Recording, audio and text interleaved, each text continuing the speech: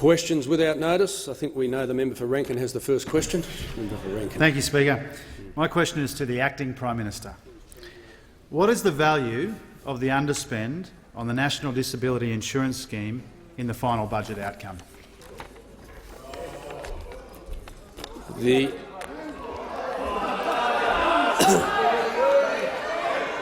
Just, if Minister might wait, I haven't called him yet. Members on my left will cease interjecting. The Minister for the NDIS has the call. Let me thank the Shadow Minister for his question.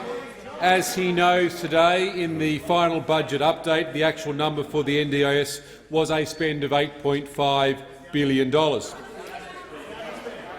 The great thing to remember about the NDIS, if we look at actually cost per participant, in the 18-19 budget, it was estimated an expenditure of $46,400 per participant.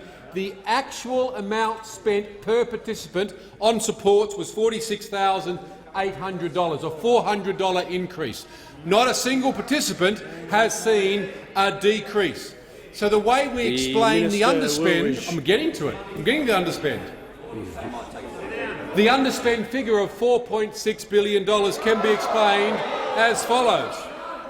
When the bilateral estimates were put together, the bilateral estimate said there'd be 302,172 Australians. Those bilateral estimates came from the states and territories. Can the Minister please pause? Minister doesn't have the call. Just going to say to the member for Rankin and the Treasurer, please cease interjecting. I'm expected to hear the answer. And the Minister is not answering the question quietly, can I say, and it's still very difficult to hear. The Minister has the call. It's very noisy, Mr Speaker. The bilateral estimates had 302,000 expected citizens, but once the data arrived from the states and territories, only 199,000 citizens could be found. 100,000 people of data provided from the states and territories have not able to be found or have been double counted, or frankly the data is wrong. 100,000. However, on top of that, the bilateral estimate said that 69,195 new participants would come through. In actuality, 117,000 new participants have sought access, a 169% increase.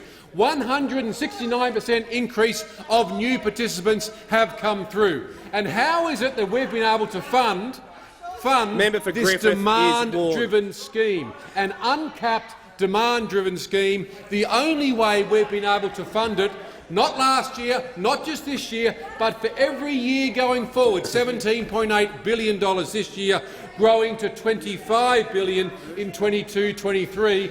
The only reason we can fund it going forward is because this government, led by this Treasurer, has actually balanced the budget.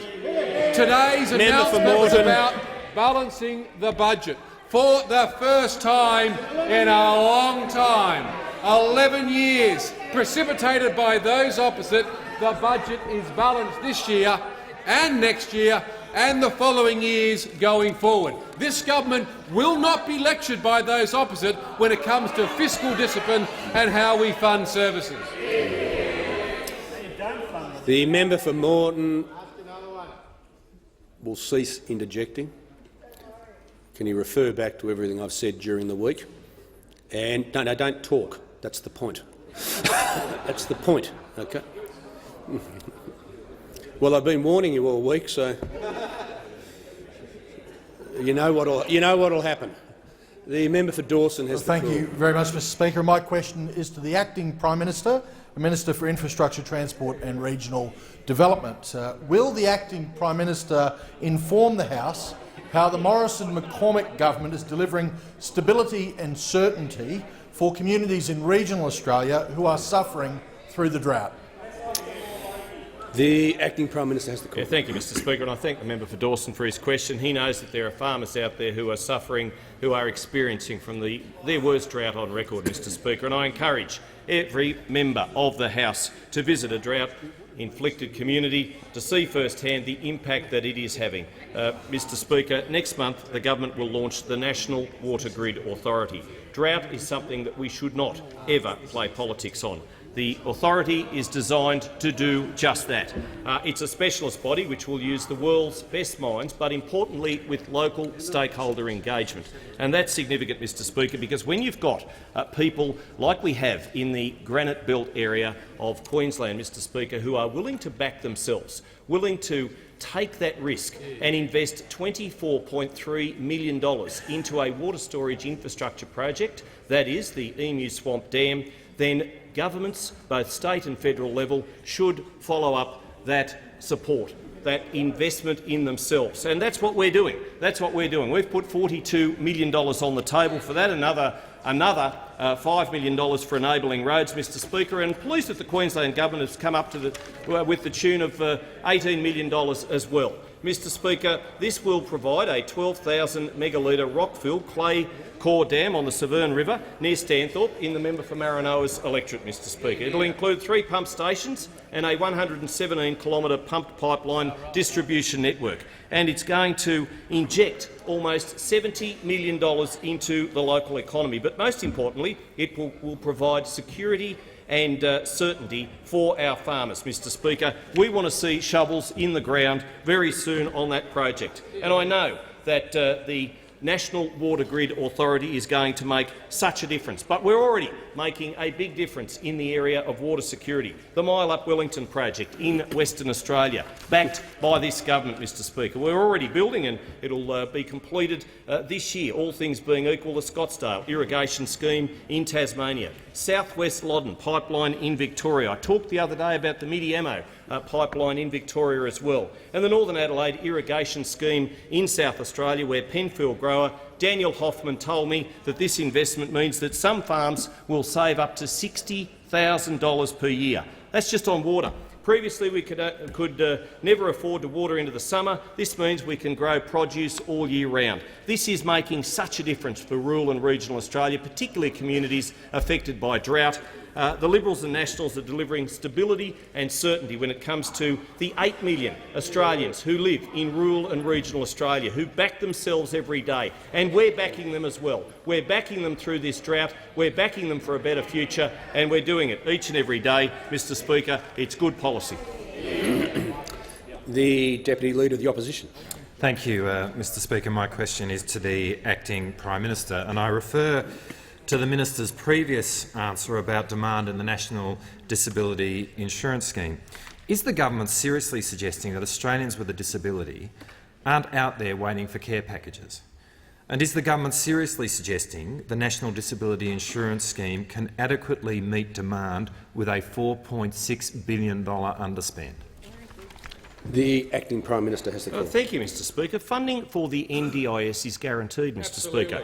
No Australian who is eligible for the NDIS will miss out. No Australian will miss out. And I commend the Minister for what he is doing. Acting Prime Minister, just pause for a second. The member for Griffith will leave under 94A. The Acting Prime Minister has the call. Thank you, Mr Speaker. We are strongly committed to the NDIS, as I said, and as the Minister said in the first question in question time today. It is one of the most important social and economic reforms in our country's history. And, Mr Speaker, I'm proud to say that when this reform was suggested by Prime Minister Gillard, who is actually in the House today, and I saw her this morning and I commended for the work that she is doing with Beyond Blue and other organisations in her post-political career, Mr Speaker.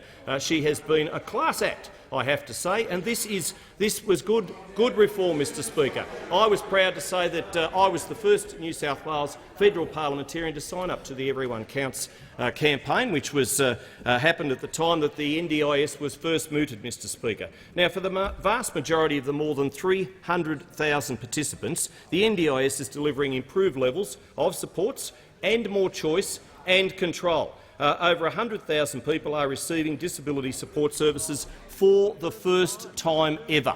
So it's good policy reform, Mr Speaker. But I have to say that when those introduced this legislation, they didn't put the amount of money towards the NDIS that was required. Mr Speaker, we are funding the reform. We are backing the NDIS, and again, Mr Speaker, I say that funding for the NDIS is guaranteed. The member for Goldstein. Thank you, Speaker. Speaker, my question is to the Treasurer. Will the Treasurer inform the House how the Morrison-McCormack government stable and certain budgetary environment and management is guaranteeing essential services that Australians rely on? And is he aware of alternative approaches? The Treasurer has the call. Thank you, Mr Speaker, and I thank the member for Goldstein for his question. And he chairs the House Economics Committee, and he understands the importance of strong economic management, and he shone a light on Labor's retirees tax and the damaging impact that it would have on retired Australians now. Now, Mr Speaker, I am pleased to inform the House that the budget is in balance for the first time in 11 years, Mr Speaker. With a deficit of $690 million, which is equivalent to 0.0% of GDP, Mr Speaker, a $13.8 billion improvement on what was forecast when the budget was first handed down in May 2018, Mr Speaker, and a $3.5 billion improvement on what was announced in April of this year, Mr Speaker. Now, the benefit of having responsible economic management is that you can fund and provide the services that Australians need and deserve, like record $80 billion of funding for health, Mr Speaker, like record $20 billion of funding for schools, Mr Speaker, like record $19.8 billion for aged care, Mr Speaker, and like a doubling on the year prior of $8.5 billion for the NDIS, which the Labor Party never funded, Mr Speaker.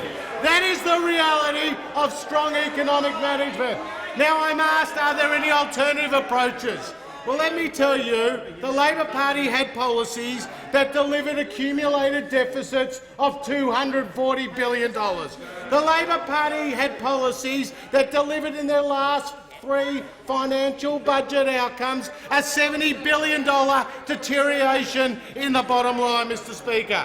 The Labor Party had policies that, even with $180 iron ore price, could not deliver the 4 budget surpluses that Chairman Swan promised the Australian people, Mr Speaker. And the Labor Party had policies that meant they couldn't afford to list drugs on the PBS because fiscal circumstances didn't permit.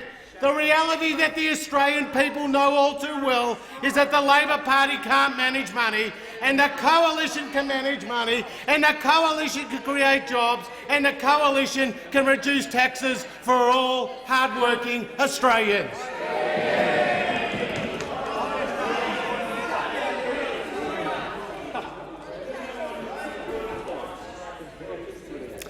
The Deputy Leader of the Opposition. Thank you, Mr Speaker. My question is to the Treasurer. Will the Treasurer admit that the government's decision to understaff the National Disability Insurance Scheme is preventing Australians with a disability getting the care they need?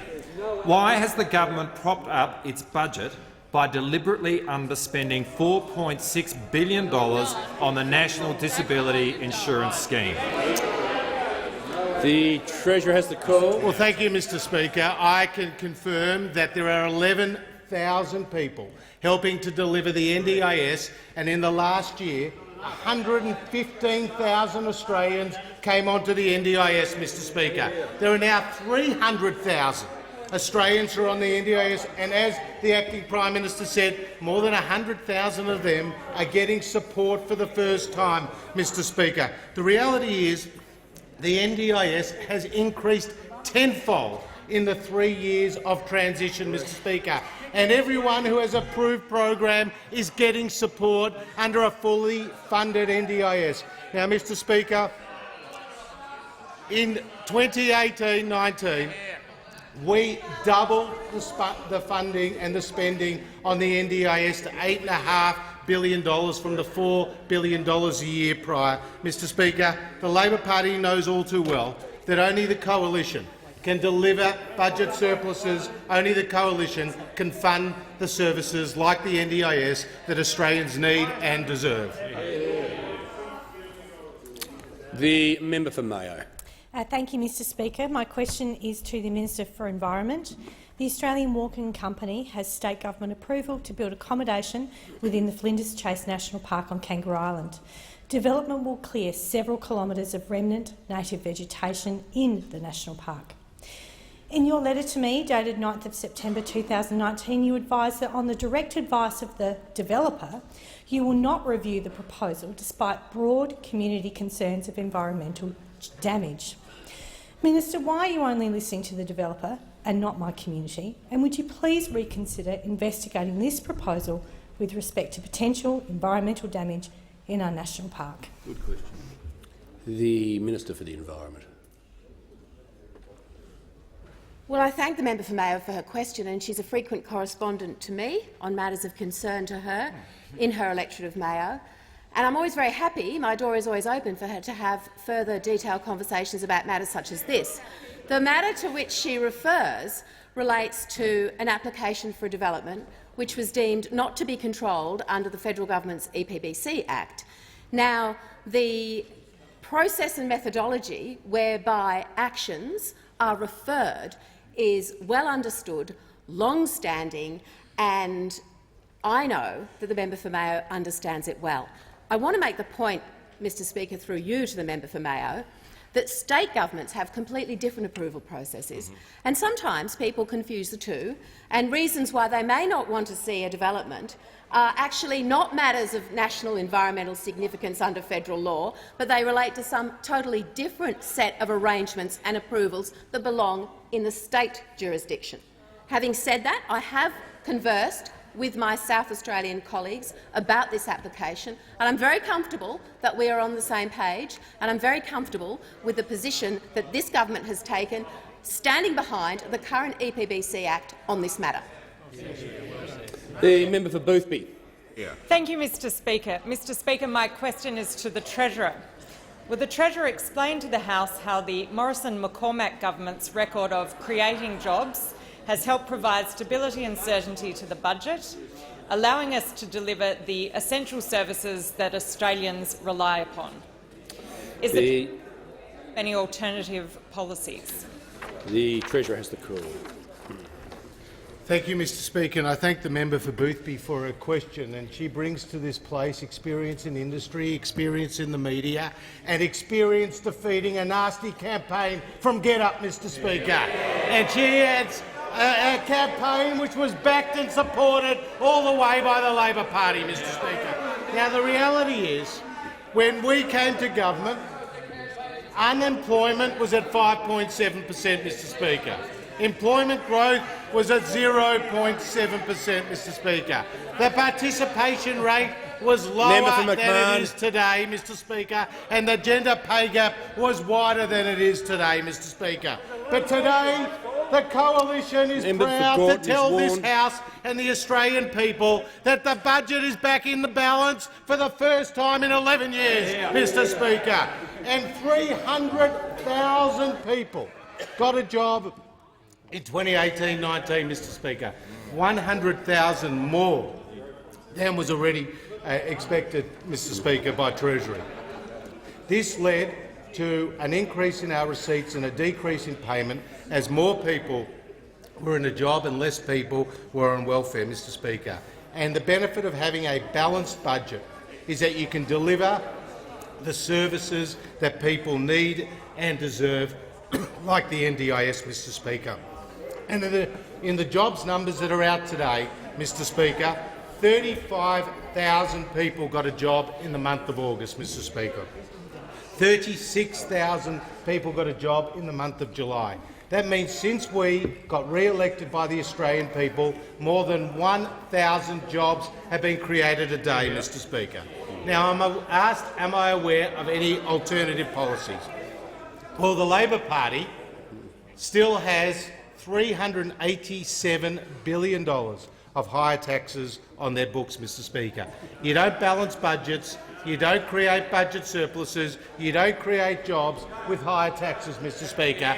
Higher taxes on superannuants, higher taxes on retirees, higher taxes on homeowners, higher taxes on renters, higher taxes on workers, including those in Gladstone that the member for Maribyrnong confronted during the election, Mr Speaker. Now, Paul Keating had it right when he said the Labor Party has lost the ability to speak to the aspirations of Australians, Mr Speaker. Paul Keating had it right when he said the Labor Party of today has lost the ability to fashion policies that speak to the aspirations of the Australian people. Mr Speaker, only the coalition can manage the budget, only the coalition can create more jobs, and only the coalition can lower taxes for all hard-working Australians. The member for Maribyrnong. My question is to the Treasurer. I refer to 9-year-old Angus, whose family were left to transport him around the family farm in a wheelbarrow because the National Disability Insurance Scheme could not approve and provide him with a wheelchair for 12 months. Isn't Angus just one victim of the government's $4.6 billion underspend on the National Disability Insurance Scheme? The Treasurer has the call. Mr Speaker, the member for Maribyrnong would be aware that in 2017-18 there was $4 billion spent on the NDIS. The member for Maribyrnong would be aware that in 2018-19 $8.5 billion was spent on the NDIS. The member for Maribyrnong would be aware excuse me. The member for Maribyrnong would be aware that everybody who has an approved program within the NDIS is fully funded by this government, Mr Speaker. And the member for Maribyrnong would be aware that there are now 300,000 people in the NDIS, over 100,000 of whom are getting support for the first time, Mr Speaker. 115,000 people came on to the NDIS in the last year alone. Now, the member for Maribyrnong would also be aware, as a former leader of the opposition, just like the member for Rankin would know when he was learning at the feet of Chairman Swan, Mr Speaker, that the NDIS is a demand-driven program, Mr Speaker. Just like hospitals are, Mr Speaker, and as I announced in April of this year, an extra $1.9 billion for hospital funding because of the demand. Just like the PBS, Mr Speaker, and in the numbers that were announced today, an extra $700 million for the PBS because it's a demand-driven program. But what is an inconvenient truth for the Labor Party is that in their last budget they had underspends of $500 million for carers and $400 million for veterans, Mr Speaker. In their last MyEFO, they had underspends of $1.5 billion for schools and $1.5 billion for hospitals, Mr Speaker. The reality is the NDIS funding has more than doubled on our watch, Mr Speaker. It's rolling out to nearly 500,000 people, and everyone who has an approved plan will get fully funded by this government.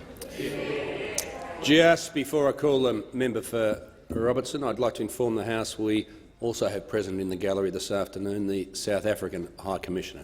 On behalf of the House, extend a very warm welcome to you. The member for Robertson. Thank you, Mr Speaker. And my question is to the Minister for Industry, Science and Technology.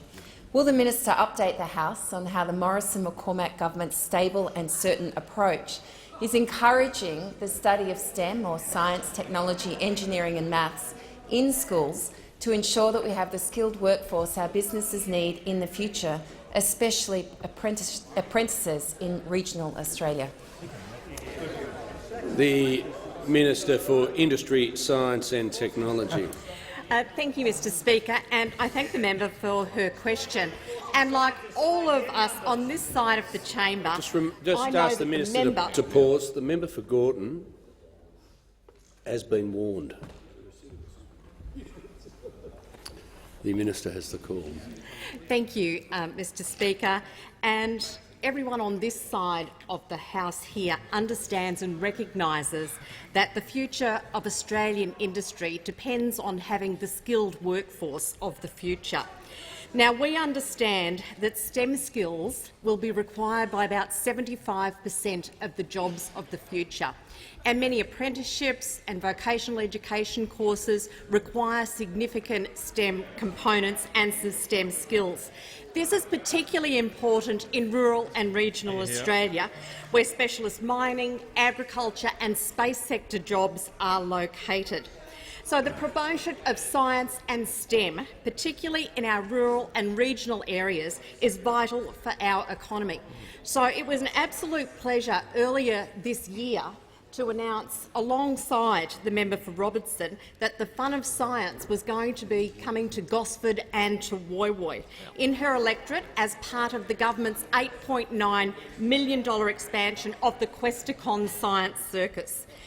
And of course, Mr Speaker, last week we celebrated Science Week with close to 2,000 events across the nation and over 1 million Australians participating. And I do acknowledge the great work of Questacon and the corporate sponsors who join with the government in backing Science Week, because we understand how important it is to make sure that everyone is inspired about science, and particularly our young people are inspired about science.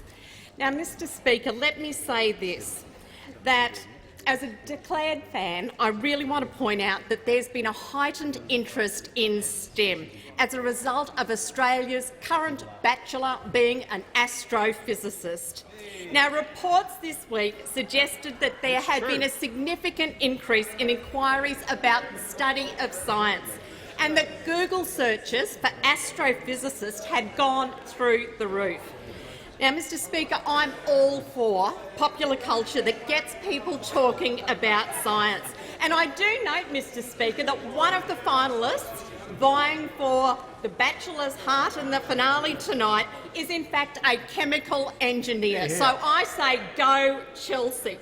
Now, for the sake of Australian industry, Mr Speaker, and for jobs across our nation, and particularly for our jobs in rural and regional Australia, I encourage all young Australians to consider their STEM options.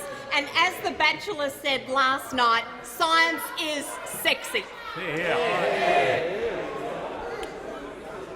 The member for Rankin. Thanks very much, Speaker. My question is to the Treasurer. Why won't the Treasurer admit that today's budget outcome would not be possible without making Australians with a disability wait for the care that they need and deserve and were promised, so that he can add $4.6 billion to his budget bottom line? The Treasurer has the call. The member for Rice. Treasurer has the call. Because the member for Rankin's claim is not true. The member for Grey. Thank you very much, Mr Speaker. My question is to the Minister for Health, and let me thank him for having a wonderful visit to Grey only a couple of weeks ago. Will the Minister update the House on how the Morrison-McCormick government's stable and certain budget enables critical investment in health services in rural and remote Australia, including in my electorate of Grey? The Minister for Health. Thank you very much, Mr Speaker, and I'm delighted, along with the member for Grey, to be a member of the Morrison, McCormack and Frydenberg government on the day that the first balanced budget has been delivered in 11 years. And as the great Peter Costello said, every year of Labor government needs at least 2 years of coalition government to repair it. And we are only halfway there to repairing the damage, and then beyond that there's a lot more to be done. But most significantly, as the member for Grey indicates, and as we saw on the visit to his electorate, we have been able, because of a strong budget position, to invest in rural and regional health services. In a previous life, he was the chair of the local Kimber Hospital. And I was able to visit in Kimber with him at the hospital, and what we were able to see is the sort of thing that we are investing in as a government. In particular, one of the things which many members of his community raised was the need for access to clinical trials in rural and regional Australia. Clinical trials that give us access to immunotherapies, to breakthrough medicines such as Spinraza for spinal muscular atrophy or other extraordinary developments. And I am delighted that we will be able to deliver, because of the strength of the budget, a $100 million rural and regional clinical trials program.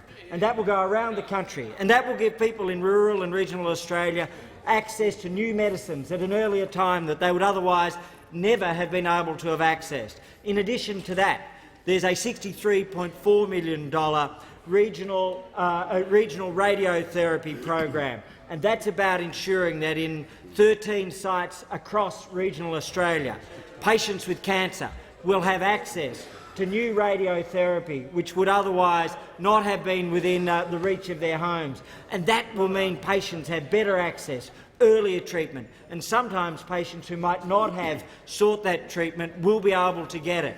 It makes a profound and important difference. In addition to that, the investment in headspace around the country with 30 new headspaces will make a difference to young Australians in rural and regional Australia.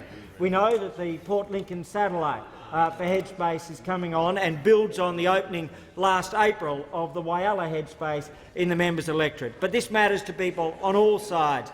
It builds as well on what we're doing with med sheds. Over 1,000 med sheds, almost 80% in regional Australia, making a difference to people who otherwise might not seek that help.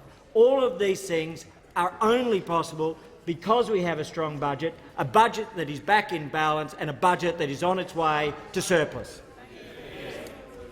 Just before I call the Deputy Leader of the Opposition, I'd like to inform the House that we've just been joined on the floor of the chamber this afternoon by members of the parliamentary delegation from the Japan-Australia Diet Member League, and they're accompanied by the ambassador from Japan.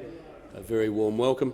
And also present in the gallery from Japan, we're joined by the 18th Australian Political Exchange Council visit. On behalf of the House, I extend a very warm welcome to you all. The Deputy Leader of the Opposition. Thank you, Mr Speaker. My question is to the Acting Prime Minister.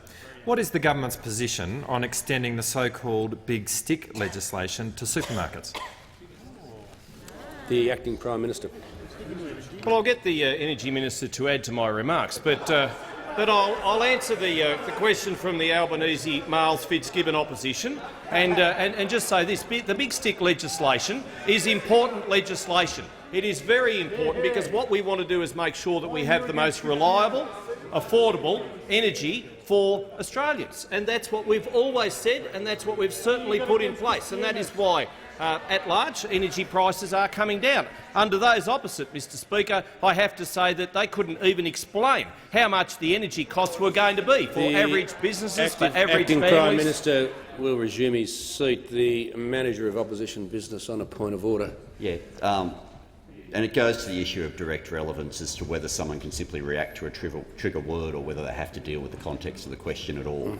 The context of the question is entirely about whether or not that legislation should apply to supermarkets, and the Deputy Prime Minister is going, or the Acting Prime Minister is going nowhere near that issue. The Leader of the House. Well, Mr Speaker, because there's no plan, the Deputy Prime Minister is speaking to the only part of the question he can intelligibly speak to, which is the Big Stick legislation in relation to energy. I will just— I don't know what it is about a certain group of members that find the need to interject when both their Manager of Opposition Business and the Leader of the House have made points of order they're expecting me to rule on it. No, I'll rule on the point of order first. The question was very specific. It didn't contain a preamble. I was about to say to the Deputy Prime Minister, the Acting Prime Minister, yeah, of course he's entitled to a preamble on the issue, but I think that the scope, obviously, of a very specific question is very limited in this respect. And the other thing I was going to say, I thought I heard the Acting Prime Minister say he would at some point refer it to the Energy Minister. There's a difficulty with that unless he can convince me the Energy Minister is responsible for supermarkets. That's the problem. He can certainly refer it to a minister who has portfolio responsibility for that area, and that obviously could be a number of ministers, but I think for the acting Prime Minister, he's been entitled to deal with the energy policy point up until now, which he's done. But I think either he needs to go to the specific part of the question, or refer it, or we can move on to the next question. The acting Prime Minister. Thank you, Mr. Speaker. We're taking on the energy companies. We make no apology for that. The member for Gillespie, my friend Mr. Gillespie, the member for Lyne. Thank you, Mr. Speaker. My question is to the Minister for Energy and Emissions Reduction.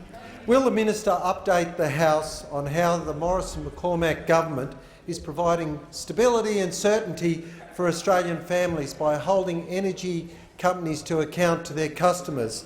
And is the minister aware of any alternate approaches? The Minister for Energy and Emissions Reductions. Well, thank you, Mr. Speaker, and thank you to the member for Lyne for his question. And he knows, as a hard-working regional MP, that we are absolutely focused on the stability and certainty that Australian farmers need in order to balance their budgets, to make ends meet, including in their small businesses. And he has many, many small businesses in his electorate of Lyne, Mr. Speaker.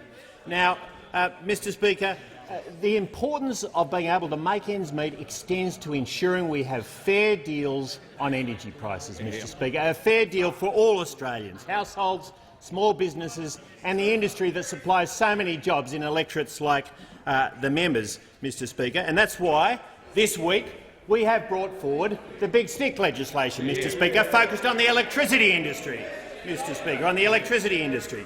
And it's important because it ensures that the big energy companies pass on savings to their customers, Mr. Speaker. When there's savings in the wholesale market, they must pass those on to their customers, not pocketing the profits, Mr. Speaker. And it also ensures that the unacceptable and unsustainable profits and the unacceptable and unsustainable conduct that has occurred in the industry comes to an end. It ensures that action can be taken against fraudulent manipulation and distortion of electricity markets, Mr. Speaker. But there are some risks, Mr. Speaker. What are the risks? There are some risks. Those opposite have voted against this legislation 13 times in the previous parliament. They've voted against lower electricity prices 13 times in the previous parliament, Mr. Speaker. But now they're all over the place. Are they for the 45% emission reduction target, or are they against it, Mr. Speaker? Because the member for Maribyrnong says he's proud of a policy which 50 times he failed to explain during the last election campaign. Meanwhile, the member for Hindmarsh says they need a ruthless and unsparing review of those policies. Are they for coal, or are they against coal, Mr. Speaker? Because the Deputy Leader of the Opposition one moment was saying he wished the coal industry would come to an end, and a moment later was saying he was tone deaf. And finally, are they for the Big Stick legislation, Mr. Speaker, or are they against it? Mr. Speaker, those opposite are all smear and no idea. The Leader of the Opposition. My question is to the person currently leading the McCormack government. He wanted me to say that. No, the acting Prime Minister, Mr. Speaker. That's better. What is the government doing to ensure that journalism is not a crime? The acting Prime Minister has the call. Well, Mr. Speaker, as a former journalist of 21 years standing, 11 as a daily newspaper editor, Mr. Speaker, I, of course, believe in the freedom of the press. The government is committed to the freedom of the press. Freedom of the press is central to our democracy, Mr. Speaker. Always has been, is now, always will be. It's also the government's first duty to keep Australians safe. That's first priority, Mr. Speaker, and these considerations have to be carefully balanced, Mr. Speaker. The government has asked the Parliamentary Joint Committee on Intelligence and Security to inquire into the impact of the exercise of law enforcement and intelligence powers on the freedom of the press. And as the Attorney-General has just said, we thought that that was bipartisan. At the committee's request, and as agreed by the Attorney-General, the reporting date for this inquiry has been extended to 28 November. Now, the search warrants executed by the Australian Federal Police to investigations under old laws that the Liberal Nationals government repealed and replaced with provisions that have strong protections for journalists. And as this matter is now before the courts, it would not be appropriate to comment further. But, Mr Speaker, operational decisions are a matter, as they have to be for the AFP, and are made independent of executive government. That's the way it should be. The warrants were executed without the knowledge or the instigation of any government minister. Well done. The member for Barker. Thank you, Mr Speaker. Mr Speaker, my question is to the Minister for Education. Will the minister update the House on how our coalition government is providing stability and certainty to regional communities by delivering quality regional education, including to my electorate of Barker? The Minister for Education. Thanks, Mr Speaker, and can I thank the member for Barker for his question. I know he's a passionate advocate for his electorate and for education, and in particular when it comes to regional study hubs. And it was wonderful to join him for the opening of the Barossa Regional Study Hub, and I know he's looking forward to opening another one next year, and we've also seen one at Murray Bridge open, so well done to the member for Barker. Mr Speaker, we are providing record investment into higher education, $17.7 billion this year, $18.2 billion next year, $18.8 billion the year after, and $19.1 billion in 2022. And the reason we can do this is because we've got the budget back in balance. And can I congratulate the Treasurer for his announcement today? We're heading towards surplus. Well done, Treasurer. Not only are we providing record investment, but there are 1.5 million students now enrolled in higher education. Now, what we've got to make sure is that all Australians can access higher education. And, Mr Speaker, recently I publicly released the National, Regional, Rural and Remote Tertiary Education Strategy, the NAPTINE Review. 7 recommendations, 33 key action items. And what this strategy seeks to do is change the discrepancy between those in city areas who access higher education and those in regional and rural areas who access higher education. If you're born in the city, you're twice as likely to get a higher education degree than if you are born in a regional or rural areas. We have to address this, and the government has already begun addressing this. Since 2016, we have committed more than $500 million in new funding to improve regional higher education. This includes $39.2 million to establish 21 regional study hubs. We're also providing $53.9 million in income support to ease financial pressure on families.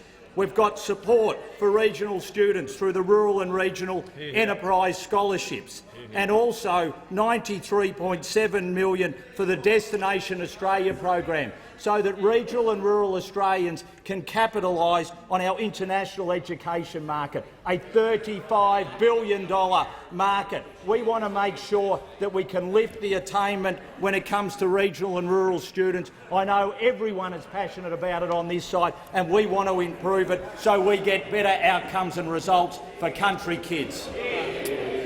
The member for Ballarat. Thank you very much, Mr Speaker. My question is to the Acting Prime Minister. How many Urban Congestion Fund projects have commenced construction since the fund was created in May last year?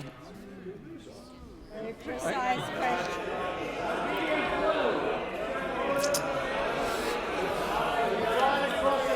Members on both sides, the Minister for Urban Infrastructure has the call. I thank the member for Ballarat for her question. I can confirm that there are 130 major projects underway right now as we speak. And these are projects going on right around our great country. And this includes The North Connects includes West Connects, of course, includes the Monash upgrades. We're just about to get going on the Tullamarine rail out to the airport. The Minister, I just It's try. only been 28 seconds. Yeah, Minister just takes a seat. There's not a time limit at which a point of order on relevance can be made, but he makes a reasonable point. But I'll hear the member for Ballarat on a point of order. Thank you, Mr Speaker. On relevance, it was a very specific Yes, question about the member for urban Ballarat will congestion resume her fund. seat. The Minister has the call. Mr Speaker, 130 projects I was mentioning underway right now, and that's supporting 50,000 jobs. And if the member would like me to go through some of those projects, I'm happy to do so. The Pacific Highway, West Connects, the Northern Road, the Bruce Highway, the Northern Connector, Toowoomba Second Range Crossing, Northlink, Toowoomba, the M80 Ring Road, the Monash, the Western Highway, etc. I could keep going all afternoon in relation to these projects, which we have underway right now, 50,000 jobs going on. And she asked me specifically in relation to the Urban Congestion Fund. And of course, those projects form part of the 130 underway right now, form part of our $100 billion infrastructure pipeline. And also part of that is our Urban Congestion Fund, $3 billion to tackle those really congested pinch points in our suburbs to get and commuter car parks to ensure that people can get home sooner and safer. 166 projects which we have announced the Minister since will before the election. The Leader of the Opposition on a point of order other than relevance. Yes, Mr Speaker. Tedious repetition. The Leader of the Opposition will resume his seat. The Leader of the Opposition will resume his seat. The Leader of the Opposition well knows that standing order does not apply to question time. He well knows that. And what it tends to lead to, if it's repeated, is automatic ejection. That's what tends to happen, because I find it tedious. The Minister has the call. 166 smaller scale projects as well. Every single one, there is work underway, and the first ones will be under construction by Christmas of this year, and we expect the vast majority to get going within the next couple of years, many of which we have already announced. Let me say, though, there is one project which is not underway. There's one very big project which is not underway, and the member for Ballarat knows this one absolutely intimately, and that is the East-West link in Victoria. And this is a project, Mr Speaker, where we have $4 billion on the table, which is the entire government share required to get this project done. And what it would do, it would finally connect the Eastern Freeway to the other side of Melbourne and support 80,000 commuters every single day who get stuck on the Eastern Freeway. And I asked the member for Ballarat, why won't she step up and put pressure on the Victorian government to get this project going? Because she's constantly saying she wants more infrastructure projects going. Well, this is one where we've got $4 billion ready to go, Mr Speaker. Why won't she pick up the phone to the Premier, her Labor counterpart, and say, get this project going? It would create thousands of jobs. It would support 80,000 motorists every single day, and would support the economy of Victoria and Australia as well. The member for Mallee. Thank you, Mr Speaker. My question is to the Minister for Water Resources, Drought, Rural Finance, Natural Disaster and Emergency Management. Will the Minister update the House on the Morrison-McCormack government's stable and secure approach to addressing water security? The Minister for Water Resources. Well, thank you, Mr Speaker, and can I thank the member for Mallee for her question and her deep understanding of the importance of water to sustain life and lifestyle in her own electorate. And as we work our way through one of the most severe droughts in our nation's history, it's become more evident than ever the importance of leadership and investment in water infrastructure. It's important to understand that it has never, ever been the responsibility of a federal government to build a dam or a pipeline. Since Federation, Members on it my has left. always been the ownership of the states. They have enjoyed the ownership of that resource. And sadly, since 2003, we have only seen 20 dams built in this country. 16 of those have been in Tasmania because of the leadership of the Liberal government in Tasmania. More concerning, however, is that across particularly the eastern seaboard, we will see a 37% reduction in storage capacity per person by 2030 unless there is leadership. And we, as a federal government, saw this in 2016 and started the National Water Initiative Fund. We put $800 million out and took that to $1.3 billion. Couple that with $2 billion from the Regional Investment Corporation, which those opposite voted against, I might add. And only last week, the Deputy Prime Minister announced the National Water Grid, because we needed to show the leadership to the nation that's required to build the water infrastructure to sustain life and lifestyle, not only in agriculture but in urban Australia. We had a critical junction. It took leadership to stand up and to stand with the states and say it is time to act and deliver. Sadly, we saw Victoria today say we don't want to build a dam because we don't think it's ever going to rain again. Well, now is the time to build the infrastructure when it's dry.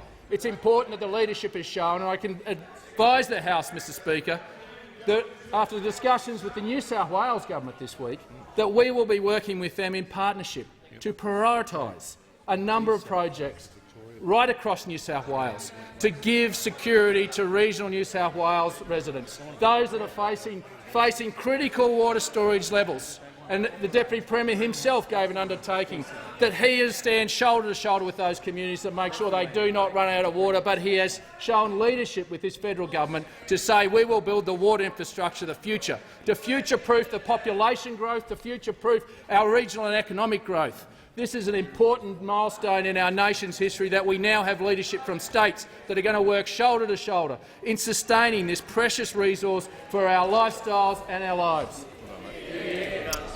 The member for Hunter. Thank you, Mr Speaker. My question is to the Deputy Prime Minister. Can he confirm that when in opposition, the Coalition promised to build 100 dams, and in government the member for New England promised dams just about everywhere, but in 6 years the government has not built one dam? Isn't this because the Deputy Prime Minister has been bullied out of building any dams by his senior coalition partner? The Acting Prime Minister. Let me tell you, Mr Speaker, let me tell for the member for Hunters, I don't get bullied by anyone. No one. Members on my left. I'm not scared of you. I'm not scared of anyone, member for Hunter. And certainly, I'm actually pleased that I'm in a coalition government where the Prime Minister actually also believes in building dams. And the Prime Ministers, the Liberal Prime Ministers have always believed in building dams. And that's why we're getting on and we're going to build a dam. We're going to build a dam. And we're going to do it with the Queensland Government. But we're going to do it also, we're also going to do it with the irrigators of the Granite Acting Belt. Prime Minister will just pause. Members on my left will cease interjecting. They're very noisy today, Mr Speaker. No, they can just. No, I haven't called you yet. The member for Hunter will contain himself, otherwise he'll be out of the chamber. Keep him here, he's a good fella. We had a cup of tea yesterday, it was very good. No one can hear a word you're saying outside the chamber because I haven't called you. Your microphone's not on. The Acting Prime Minister has the call. Thank you, Mr Speaker. So we are getting on, as in my earlier answer, we are getting on with building the water infrastructure to help further drought-proof this nation, Mr Speaker. There will be shovels in the ground for the Emu Swamp Dam, all things being equal, before year's end. And that is going to be a very special day. August 3 was a red-letter day. You could call it a blue-letter day, Mr Speaker, for water infrastructure in this nation, because that's the day Dr Anthony Lynham, the Minister responsible for water in Queensland, signed the dotted line after months of negotiation, after perhaps years of negotiation, to get the Emu Swamp Dam project ratified, Mr Speaker, and I commend Brent Finlay. I commend him and his irrigators in that particular area for having the confidence to back themselves to the tune of $24.3 million. Mr Speaker, pastoralist and pioneering riverine irrigator Sir Samuel McCackey, of whom there is a statue near Yanco, Mr Speaker, was correct when he said in 1909 that water was more precious than gold. Of course, he was right then, and it's still the case today. Water is our most precious resource, and that's why we're going to get on with the job of building dams. I was delighted that the CSIRO last year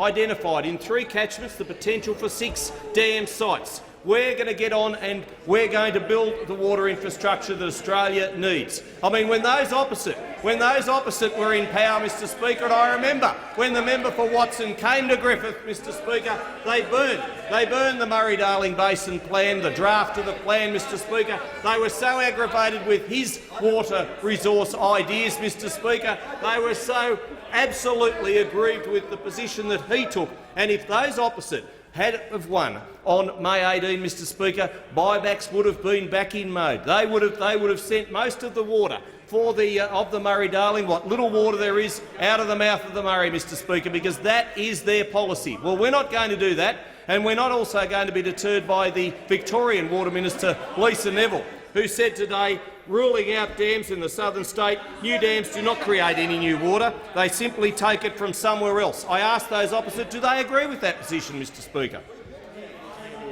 The member for Groom. Thank you, Mr Speaker. My question is to the Minister for the Environment. Will the minister update the House on how the Morrison-McCormack government's stable and certain approach to protecting our natural environment is leading to better outcomes in rural and regional Australia? The Minister for the Environment. Thank you very much indeed, Mr Speaker, and can I thank the member for Groom from the great state of Queensland for his question in the House today.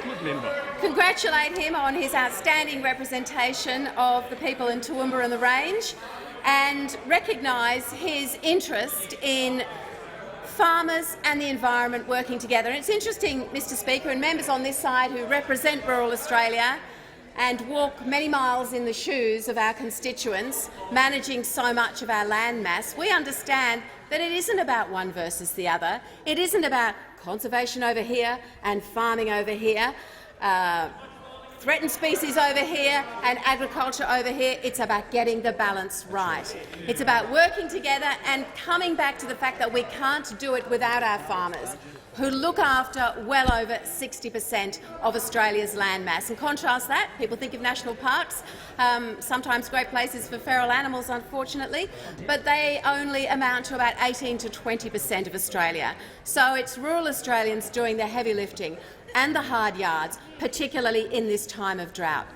Now, I want to reassure everyone involved in environmental approvals that the statutory review of the EPBC Act is due to be announced next month. That happens every 10 years. And we believe on this side of the House it's an opportunity for real reform, clear and sensible reform around environmental approvals, because the Act is not really servicing too many people at the moment. It's taking too long to reach decisions. It's frustrating in terms of its process. It's subject to an enormous amount of litigation. And whether you land on the side of the argument that would like to see an approval go ahead or would like not to see an approval go ahead, you certainly want that decision to be made swiftly and efficiently, and that's what we're undertaking to do. We'll be announcing the review shortly. There'll be a lead reviewer. There'll be 4 panel members, one with expertise in agriculture, one in environmental law, one in Indigenous land management, and another from our natural resource agencies. So this is a really important review, and I know everyone will want to have a say on it. Now, yesterday, Mr Speaker, I wondered about the opposition's environment policy. I announced or talked about one of our own, our community's environment policy, and I've been diligently searching through the paperwork to see if there's any more environment policies from members opposite, and I have found one. It's got a $50 million price tag attached to it. Is it about feral cats? Is it about exclusion fencing? Is it about threatened species? No, it's about $50 million to create a new Act of Parliament, a new Act, $50 million to create the Environment Protection Act. Well, I can tell members opposite that the work that we will be doing, the clear, sensible reform under the stability and certainty of this government, will not cost a single cent.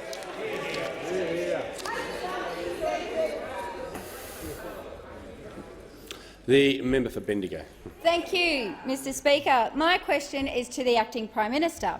Can the Acting Prime Minister confirm that the government has managed the delivery of the Inland Rail project so badly that it has alienated key support groups, including the New South Wales Farmers Association, AgForce, the Victorian Farmers Federation, Country Women's Association and the National Farmers Federation? The Acting Prime Minister.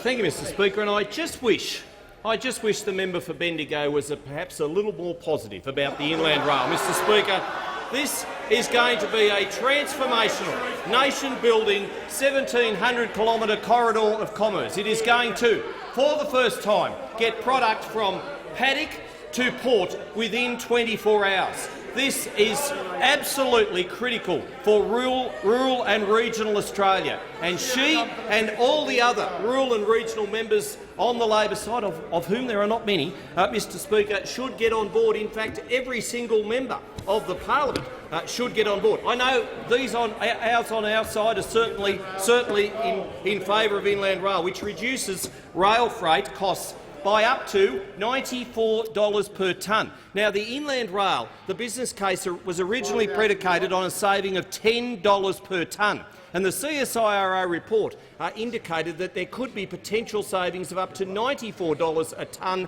on post-food production, but an average saving of $76 per tonne. So $76 per tonne saving as opposed to $10 per tonne saving on the original business case. And I can vouch from my electorate, where the Parkeston Arrowmine section is rapidly underway, Mr Speaker, how many jobs that has created in just that particular area. Now, yes, I understand that there are concerns. I appreciate that there are people for whom the Inland Rail will have an impact, and that is why the Australian Rail Track Corporation is conducting community consultative committees. That's why I met with the Mayor of Gundawindi this morning on his concerns, Mr Speaker. There are people who are concerned about the Inland Rail, but we don't live in a banana republic. Appreciate those opposite do, build absolutely nothing anywhere near anything. If you can remember that, you can use it. Members on my left. But, Mr Speaker, the Inland Rail is going to provide faster, safer, more reliable freight efficiencies, Mr Speaker. It's going to even have a saving for the environment, 750,000 less tonnes of carbon and a third of the fuel of the road less, Mr Speaker. This is improving our rail network. This is nation-building infrastructure, Mr Speaker. It's, Mr Speaker, and you only have to look at some of the statistics.